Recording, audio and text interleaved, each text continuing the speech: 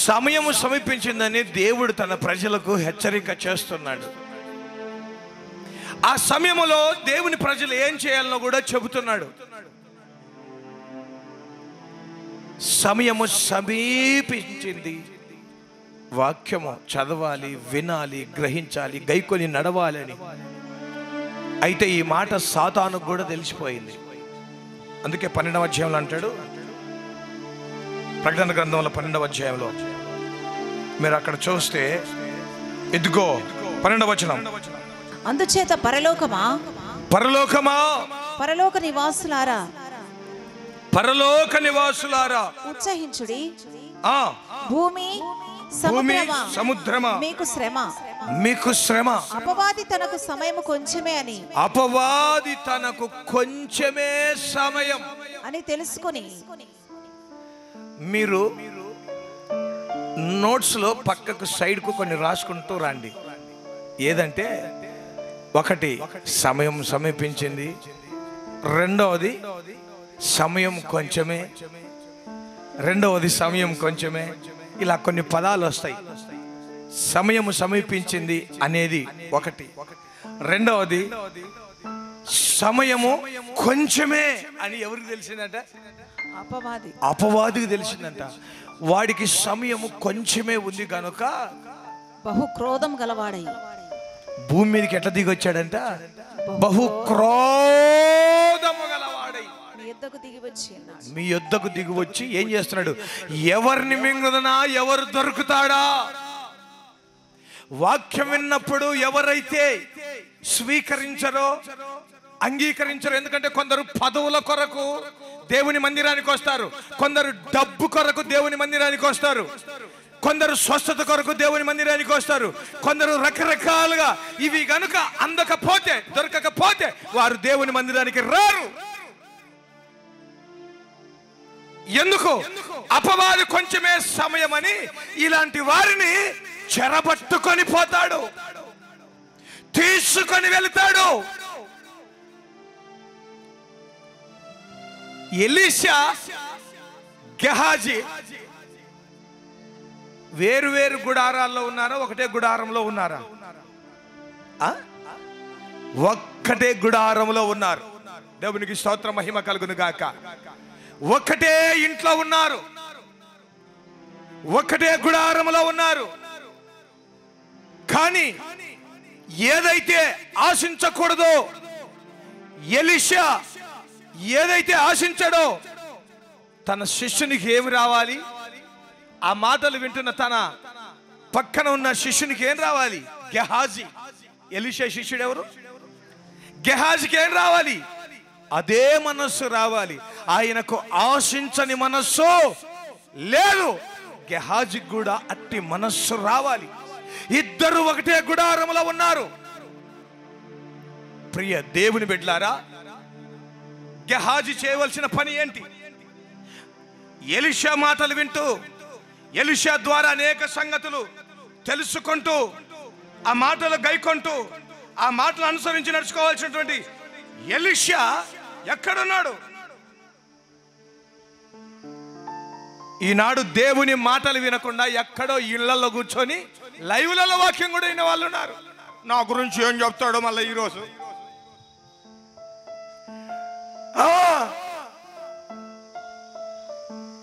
ప్రియ దేవుని బిడ్డలారా, నిన్ను నీవు మోసం చేసుకుంటావన్న సంగతి మర్చిపోవద్దు.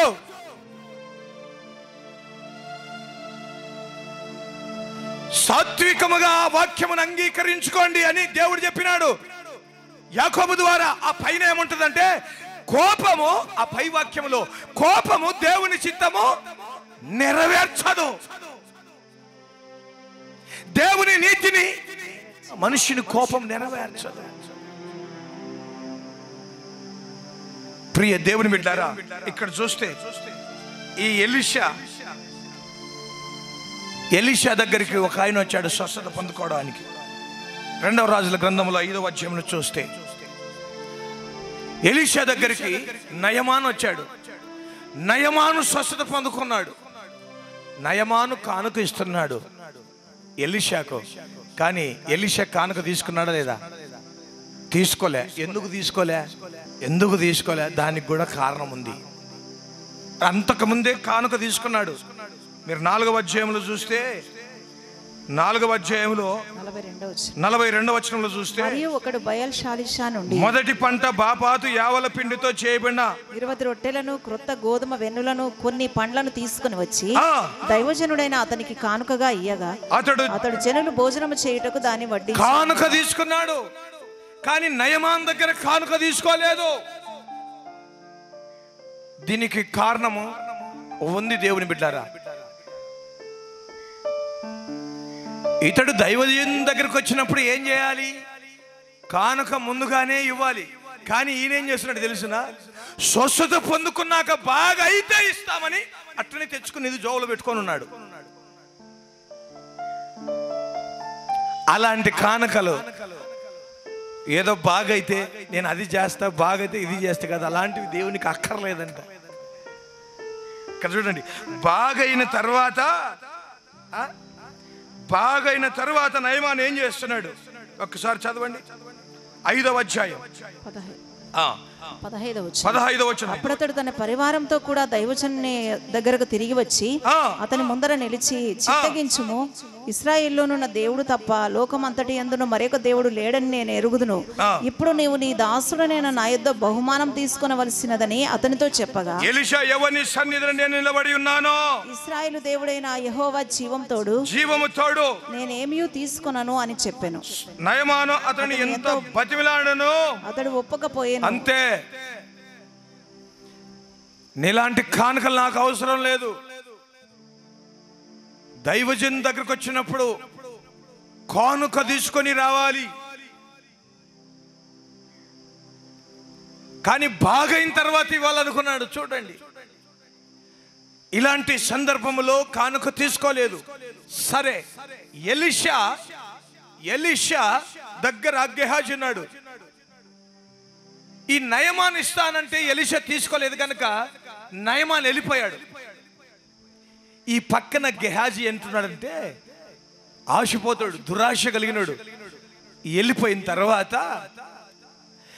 ఎలీషాకు తెలియకుండా నయమాన్ దగ్గరికి వెళ్ళాడు.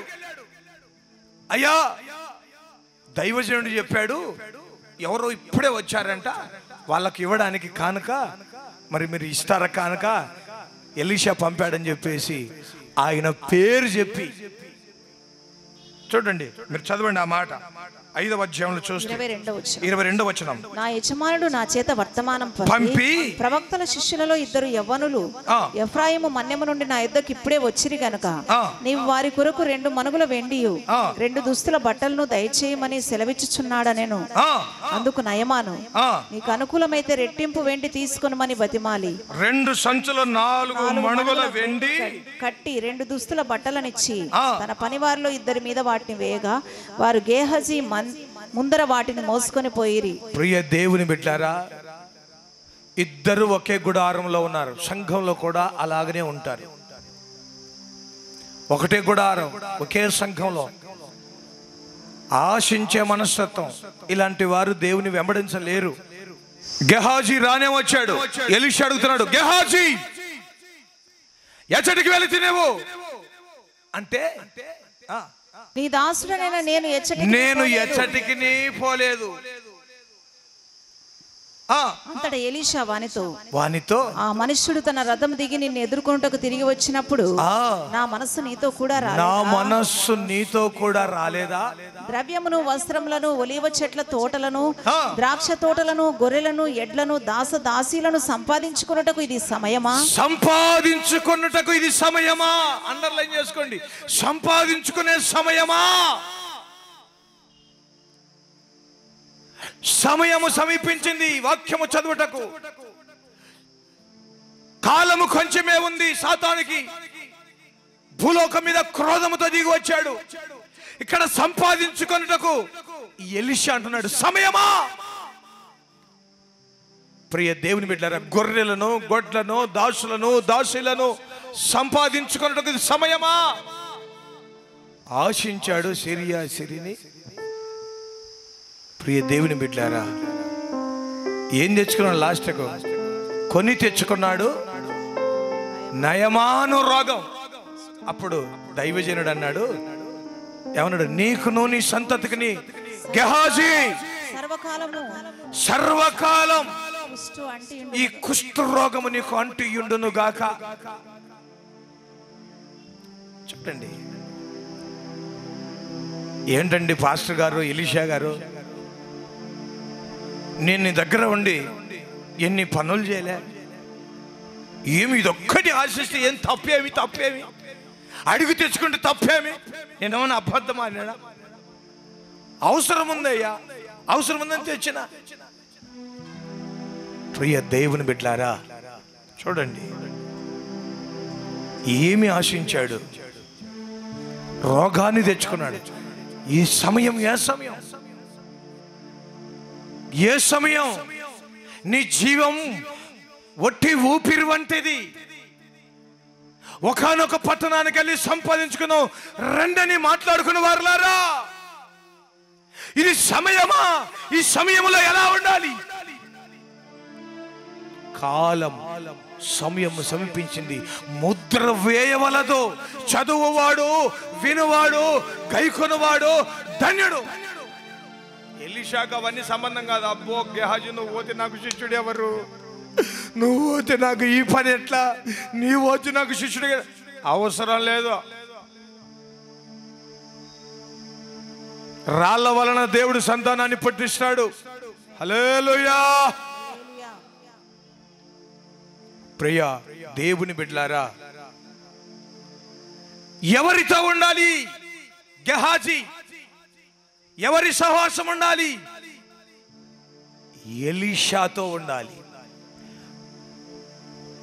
ఇస్కరియోతు యూదా ఎవరితో ఉండాలి? యేసయ్యతో ఉన్నాడు. కానీ ఎవరితో ఉన్నాడు? ఎవరితో ఉన్నారు? శాస్త్రుల పరిచయులతో, దొంగలతో, దేవునికి విరోధమైన వారితో కలిసి ఉన్నాడు. కొంతమందిని దేవుడు పరీక్షిస్తాడు. డబ్బు కొరకు సేవ చేస్తున్నారా, లేకపోతే అధికారం కొరకు సేవ చేస్తున్నారా, లేకపోతే ఆత్మల భారంతో చేస్తున్నారా? ప్రతి దినం తన్ను తాను ఉపేక్షించుకొని, ప్రతి దినము తన సిలువనెత్తుకొని తన ప్రాణాన్ని కూడా ద్వేషించాలి. ప్రతి దినం ఏం చేయాలి? సిలువ అంటే అవమానం, నిందలు, అవమానం, కష్టాలు, కన్నీళ్లు, ఇరుకులు, ఇబ్బందులు, కొరడా దెబ్బలు, నీ బ్రతుకు అని అంటారు. ఇవన్నీ మోస్తూ సిలువ మోయాలి. Praise the lord. ఎవరితో సహవాసం? లోకస్తులు. పేతురు ఎవరితో సహవాసం చేస్తున్నాడు? చలిమంట దగ్గర. ఎక్కడ కూర్చున్నాడు? చలిమంట దగ్గర కోసుకుంటున్నాడు బాగా. ప్రియ దేవుని బిడ్డలారా, అయితే ఈ వర్తమానం వింటున్న నీవు, ప్రభు చెప్తున్నాడు, సమయం సమీపించింది. సంపాదన కాదు, నీ జీవం ఏపాటిది, ఊపిరి వంటిది అని ప్రభు సెలవిస్తున్నాడు. ఆ వాక్యం విను, గైకొను, చదువు, వారు ధన్యులు అంటాడు. ప్రకటన గ్రంథం 2వ అధ్యాయం 21వ వచనం. మారు మనస్సు పొందుటకు నేను దానికి సమయం ఇచ్చితిని గాని అది తన జారత్వమును విడిచిపెట్టి మారు మనస్సు పొందనొల్లదు. ఇది ఏ సంఘంతో చెప్తున్నాడు? తుయత్తైర సంఘం వాళ్లకు చెప్తున్నాడు. ఓ ప్రజలారా, నేను దానికి మారు మనస్సు పొందుటకు దేవుడు ఏం చేస్తాడంట? సమయం ఇచ్చి తిని. దేవుడు ఏం చేస్తాడంట? సమయాన్ని ఇస్తాడంట. దేవునికి స్తోత్రం, మహిమ కలుగును గాక. దేవుని బిడ్డలకు, క్రైస్తవ బిడ్డలకు, రక్షింపబడిన బిడ్డలకు తప్పు చేస్తే శిక్ష ఉంటదా? ఉండదా? మామూలుగా ఉండదు. చాలా పెద్ద శిక్షలు ఉంటాయి. కానీ కృపా దయ కూడా వాళ్ళ మీద ఉన్నంత ఎవరి మీద ఉండదు. కృపా దయ కూడా వాళ్ళ మీద ఉన్నంత శిక్ష కూడా అలాగనే ఉంటుంది. ఉదాహరణకు ఒక ఇద్దరిని తీసుకుందాం.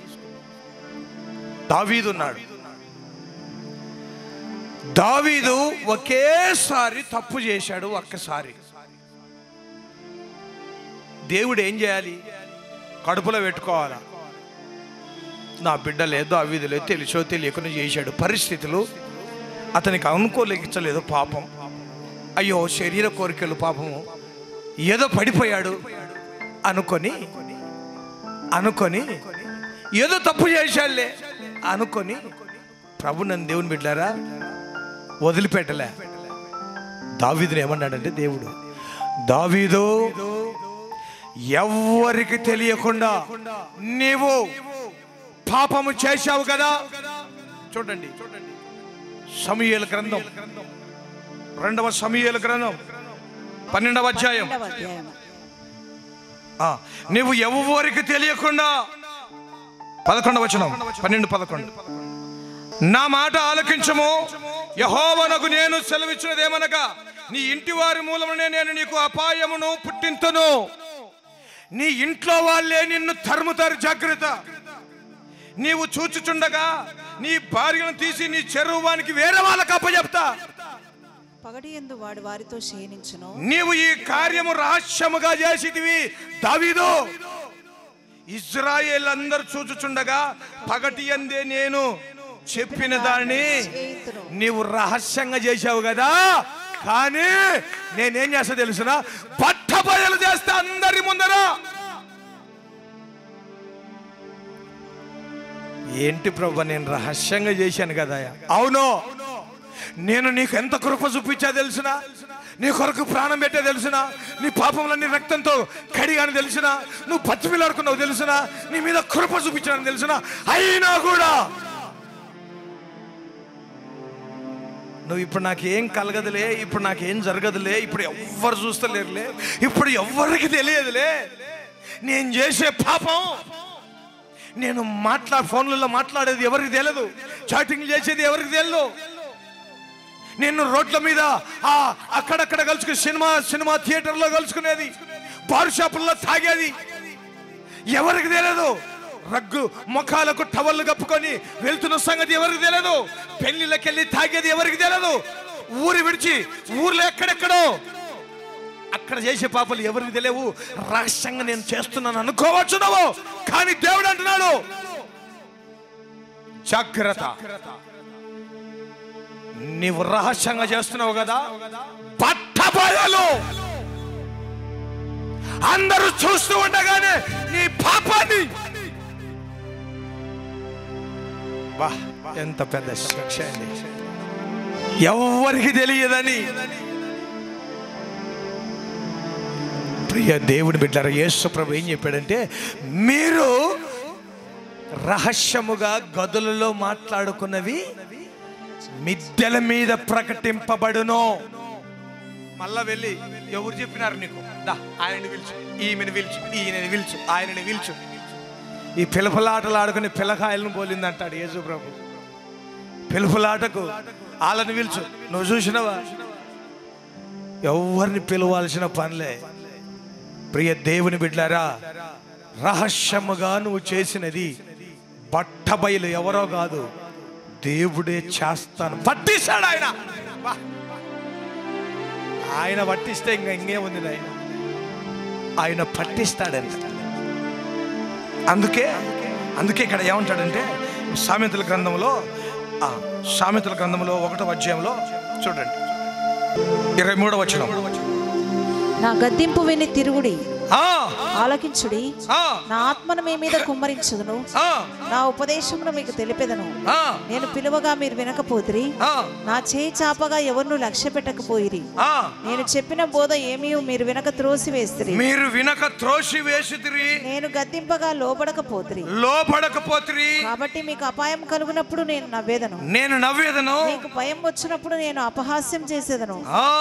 భయము మీ మీదికి తుఫాను వలె వచ్చినప్పుడు, సుడిగాలి వచ్చినట్లు మీకు అపాయం అపాయము కలుగునప్పుడు మీకు కష్టమును దుఃఖమును ప్రాప్తించినప్పుడు నేను అపహాస్యం చేసేదను. అప్పుడు వారు నన్ను గురించి మొరపెట్టదు గాని నేను ప్రత్యుత్తరం ఇయ్యకుందును, నన్ను శ్రద్ధగా వెదిరికనను గాని వారికి నేను కనబడను. ఏమంటాడు? నువ్వెంత మొరపెట్టుకున్నా నేను కనపడను ఇంకా. అందుకే అంటాడు, సమయమినిచ్చితిని గాని. ఆ లిస్టులో మోషే కూడా ఉన్నాడు. పాపం మోషే ద్రోహులారా అంటాడు. అంటేనే నీవు కానాను దేశములో అడుగు పెట్టనే పెట్టవు. ఎంత పెద్ద శిక్ష అండి. ప్రజలు తిరుగుబాటు చేస్తుంటే ఒక మాట నోట ఆ ప్రజల్ని ఏమంటాడంటే ద్రోహులారా అని ఒక దూషణ మాట, ఒక్క మాట అంటాడంటే మోషే. ఆ మాటను బట్టి కానానులోనే కొంతమంది అనుకుంటారు, నాకు నచ్చలే ఈ బోధ, నాకు అట్లుంది ఇట్లుందని వాళ్ళే రారు. కానీ దేవుడే వాళ్ళను పంపించేసిన సంగతి వాళ్ళకి తెలీదు. దేవుడే వాళ్ళను పంపిస్తున్నాడన్న సంగతి వారికి తెలియదు. ఎందుకంటే ప్రియ దేవుని బిడ్డలారా, ఆయన ఏం చేస్తాడు తెలుసునా? పనికిరాని తీగలను ఏం చేస్తాడు? పెరికి తీసి పారవేస్తాడు. సమయం ఇచ్చితిని గాని అది తన జారత్వమును విడిచిపెట్టి మారు మనసు పొందనల్లదు. ఇదిగో దాన్ని మంచం పట్టించి. ఇది ఎవరికి చెప్తున్నాడు తెలిసిన? క్రైస్తవులకి, తొయత్తైరవుల సంఘానికి చెప్తున్నాడు. నేను దానికి మంచం పట్టిస్తా. ఏ మంచం మీద అయితే ఆహాహాహా ఓహోహోహో ఎంత సుఖము, ఎంత హాయి, ఎంత సంతోషము, ఎంత ఆనందం అనుకుంటున్నావో తాగి నీ మొబ్బును వదలగొడతా అంటున్నాడు. దానికి మంచము పట్టించి దానితో కూడా వ్యభిచరించు వారిని దాని క్రియల విషయమై మారు మనసు పొందితేనే సరే వారిని బహుశ్రమల పాలు చేస్తా. ఇదిగో మారు మనసు పొందితేనే గాని వారిని బహుశ్రమల పాలు చేస్తా. ఇదిగో దాని పిల్లలను కూడా బండకేసి కొడతా నిశ్చయముగా. పిల్లలు ఏం చేశారు? పిల్లల్ని కూడా చేస్తా అంతే. ప్రభు నందు దేవుని బిడ్డలారా, ఇక్కడ ఒకటి ఉంది, సమయం ఇచ్చి తిని గాని. ఒకటేమో సమయం సమీపించినది, రెండవదేమో సమయం కొంచెమని ఉగ్ర రూపంతో వాడు వస్తున్నాడు. సంపాదించుకున్నట్టుకు సమయమా? ఇది సంపాదించుకునే సమయమా? నాలుగోదేమో ఏమంట? మారు మనసు పొందుటకు సమయం. ఏమంట? మారు మనసు పొందుటకు సమయం ఇస్తున్నాడు. అందుకే మార్కు సువార్తలు కూడా 1వ అధ్యాయంలో అంటాడు 15 వచనంలో, కాలం అంటే సమయము సంపూర్ణమైనది, దేవుని రాజ్యం సమీపించినది, దేవుని రాజ్యము సమీపించినది. మారు మనసు పొంది సువార్త నమ్ముడని చెప్పు. మారు మనసు పొంది సువార్త నమ్ముడని చెప్పు. సువార్తను నమ్ముడి అంటే ప్రియ దేవుని బిడ్డారా, మారు మనసు పొంది ఏం చేయాలా? సువార్త నమ్మి బాప్తిస్మ పొందుకోవాలి. సమయము సమీపించింది. మారు మనసు పొందుటకు దేవుడు సమీపిస్తున్నాడు. నీకు సమయము సమీపించింది, కాలము పరిపూర్ణమైంది. మారు మనసు పొందు.